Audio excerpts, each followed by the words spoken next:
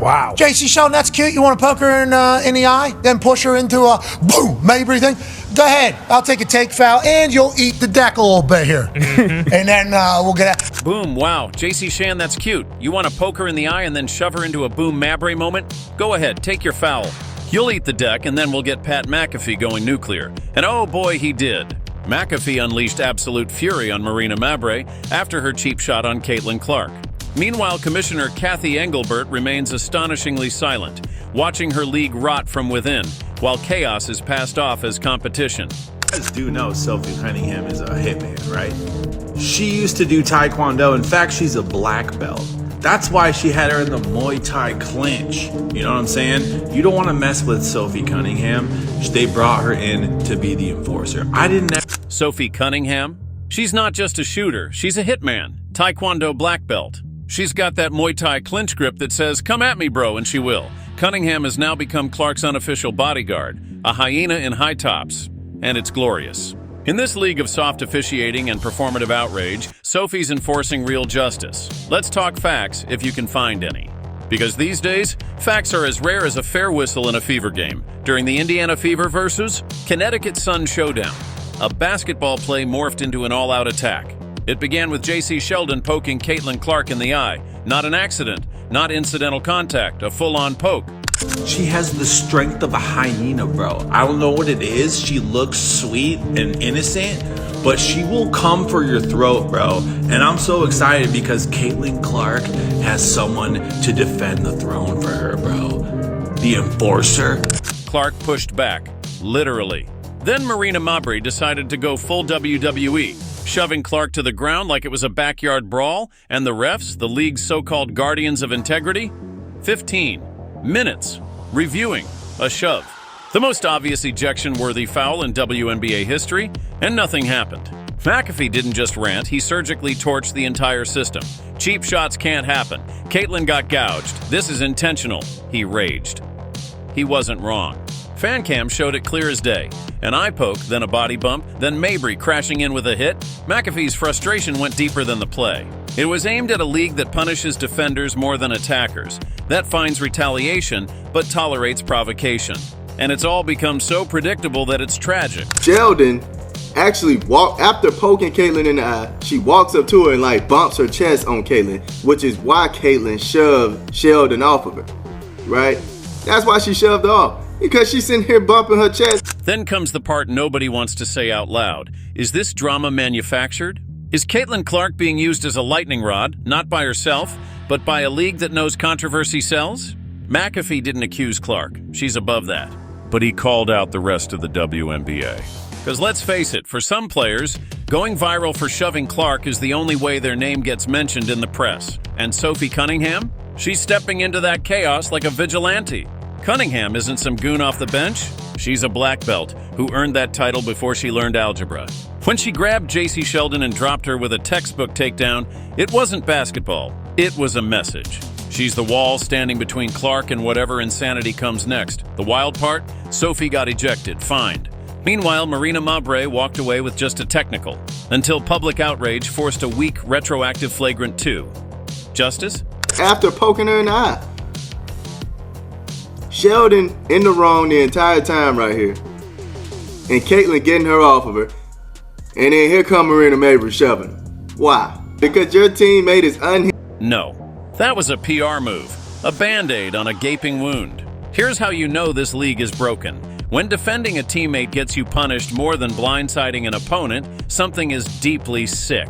Sophie's playing protector, and the league's treating her like the villain. Yet players like Mabrey, who launch sneak attacks, are back on the court like nothing happened. The message is clear. Attack Clark and get a slap on the wrist. Defend her and lose a game check. And then there's Marina Mabrey's reaction. No apology, no accountability, just vibes and arrogance.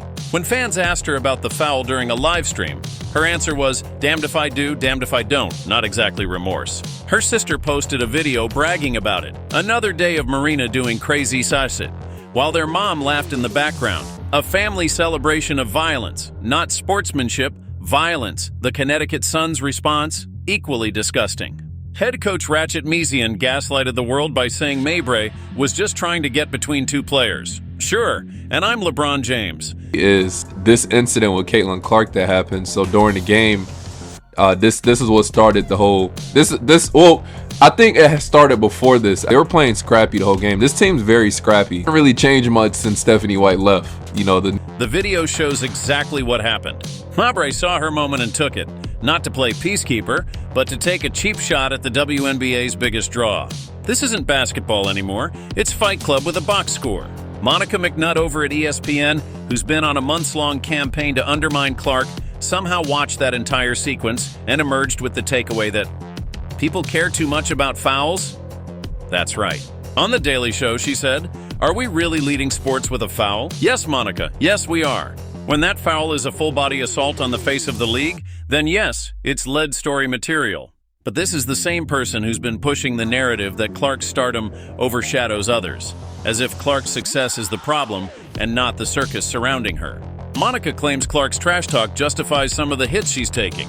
Newsflash, talking trash is part of basketball, always has been. That doesn't mean someone gets to shove you to the hardwood. You don't settle verbal barbs with physical violence. New coach is doing the same shit as far as like scrappy physicality. This happened with Cece. So she got hit in the face, as you can see. She hit the shit out of her face. Like she damn near punched the girl, bumped into her, and then Marina. Clark's dominance isn't just impressive, it's disruptive. She's drawing in millions of new fans, selling out arenas, and outshining legacy players who have coasted under the radar for years. And that's the real reason behind the hate. Because Caitlin Clark didn't just arrive in the WNBA, she kicked the door off the hinges. And now the gatekeepers are panicking.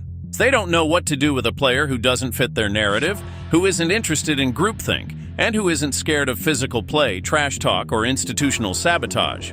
She's rewriting the WNBA script in real time, and some folks want to yank the pen from her hand. Clark sells out more than Morgan Wallen, more than Taylor Swift in some places. That's not hype, it's math. She's a ticket sales machine, a TV ratings booster, a walking economic engine. I don't like these cheap shots, though. She got gouged in the eye. Yeah, big time. Gouged in the eye. It was an intentional eye gouge. Did you see the fan cam? Smack right Dude. Smack right in the eye. Here it is. Boom. Go back. She gonna have to wear goggles for the rest of this? Boom. Right to her eyes. Some rec specs. And yet the league can't or won't protect her. That's malpractice. It's also insane. You don't leave the goose that lays golden eggs in a wolf den. But that's exactly what Engelbert's WNBA has done. This league talks endlessly about equity, fairness, and opportunity. Yet when the most transcendent star in decades is getting blindsided, poked, shoved, and fouled like she's on a prison rec yard, they look the other way. And the media? They either stay silent or suggest Clark had it coming because she talks too much. If LeBron James got assaulted mid-game, we'd have congressional hearings. But when it's Caitlin Clark, it's just a foul. Please. And here's what makes all of this worse. The fake tough guys online who scream, "This is basketball, quit crying." First of all, nobody's crying. We're calling out a system that punishes talent and rewards goonery. Second, if your idea of basketball is jumping someone from behind, you've never hooped in your life. Real hoopers know the line between physical play and dangerous play. That line was crossed the second Mabrey laid hands on Clark. The real tragedy here is that it didn't have to be this way. The WNBA had a golden opportunity to build around Clark the right way. Protect her, celebrate her. Let her raise the profile of every team she plays. Boom. And then she bops her, too. Then she bops her, JC Sheldon. And then Mabrey comes in and goes, "What are you doing?" She's like, "I just got poked in the eye." Rivalry's great. Rivalry is great for them. I agree. Cheap shots can't be happening, and it always happening to Caitlin is certainly going to be a storyline. But instead, the league leaned into tribalism, clout chasing, and old school gatekeeping.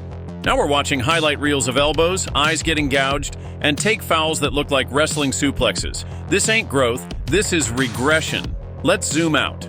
The WNBA doesn't just have a Caitlin Clark problem, it has a credibility crisis. You can't claim to be a professional league and then have officiating that feels like a prank show. You can't find players like Sophie Cunningham for defending a teammate while ignoring full contact hits on that same teammate. And you sure as hell can't let ESPN pundits spin assaults into think pieces about trash talk and media saturation. Monica McNutt and her ilk aren't just misinformed, they're dangerous. They're creating a moral equivalency between verbal banter and physical violence. And that's how you end up with a culture where players think it's open season on Caitlin Clark, and the league office doesn't blink. Because let's be honest, if Clark weren't white, if she weren't the most talked about player in the game, the response from the media would look completely different. The silence is strategic, the gaslighting is intentional, and the damage is already being done. When Marina Mabrey turned a foul into a statement, she exposed the league's underbelly. When Engelbert stayed quiet, she confirmed it. Some of this drama with Caitlin Clark is being manufactured. Just to be clear, I'm not saying Caitlin Clark is manufacturing the drama. Obviously, she doesn't need to rely on gimmicks to generate mainstream. And when McNutt minimized it, she legitimized it. That's the unholy trinity of destruction right there. Dirty plays, weak leadership, and agenda-driven coverage. It's a recipe for disaster. And yet, despite all of it, Caitlin Clark keeps showing up, keeps hooping, keeps winning, because that's what real hoopers do. They don't play the victim. They don't beg for sympathy.